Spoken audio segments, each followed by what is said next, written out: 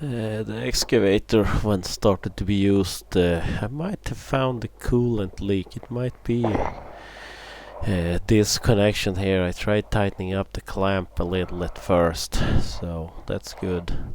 I also had a few little oil leaks. I could see that. I will see if it will help to tighten them up.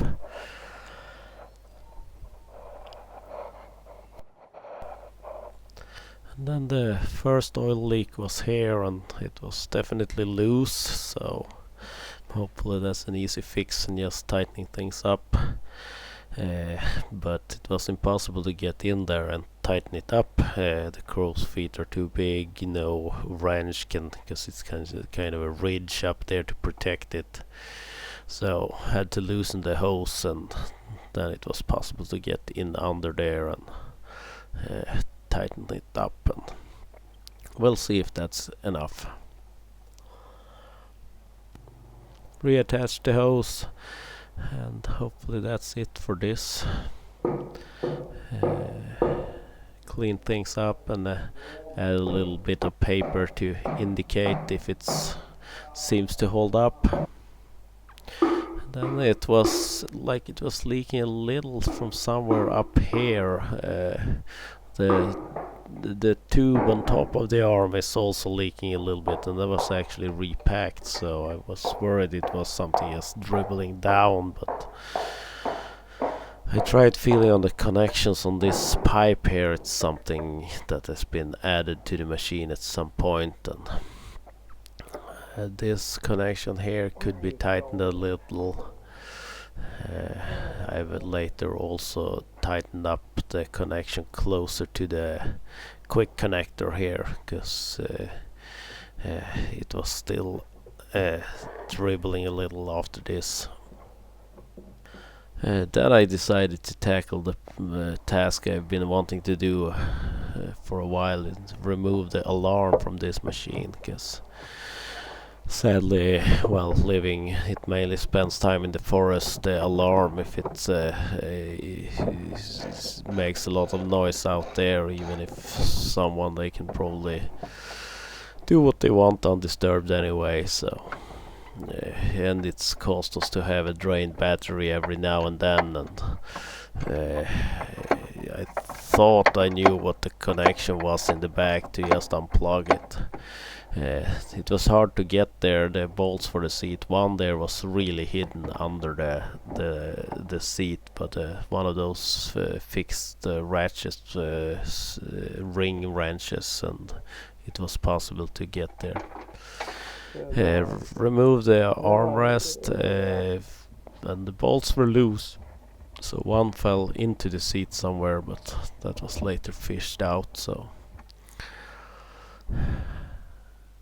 And from the back, the power feed and the connector for that, cover hatch, the cables for that, I kept the sheet, the protective sheeting for that, and pulled a string through. My dad helped hold the protection but blocked the camera completely if I ever need to get any more cables in here for some reason. And then I cleaned up the installation we had done a while back with an extra push button for the starter when we changed the relay, so rerouted that some, drilled a new hole, a little rubber grommet, reinstalled it, and forgot that ring, so had to take it off again, and then reinstall the push button there, a couple of little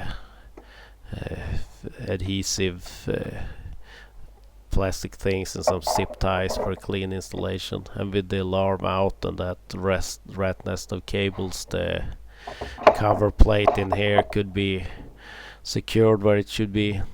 Then I got a little confused. There is an electric connection in the back of the seat, and I wondered, it was not attached to anything, but it's just a switch, so at some point it had the safety that you could probably not start it or do anything if no one was sitting on it. So That was simple. Also removed the safety belt. There is no belt, but the attachment point for it was still there and could be annoying at some points. So, and the bracket was had to be ground to be able to get it to get out without disassembling further. So then the seat was lifted back in, and then I had a tricky little minor oil leak. I could see it has been running down a tiny bit on the pump. There are two connectors back here, and really tricky. Here we have a better view of it. It's the bottom one here, and it's one of those connectors 90 degrees with a nut locking it in place. We had to grind down the crow's feet to get under there. Had to loosen the hose a bit to that not interfering, and it could be tightened up a tiny bit. I really hope this is enough. But I will put some paper here also and keep a close look at it in the beginning here. And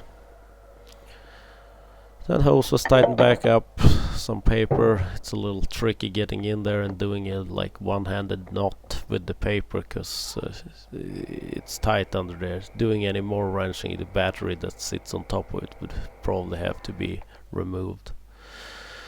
And then my dad had pulled on a cable when he moved some things around for the lightning in the blasting cabinet, so the connector was soldered back in place and taped up, and you know how it works. It feels very cheapo, but so was the blasting cabinet.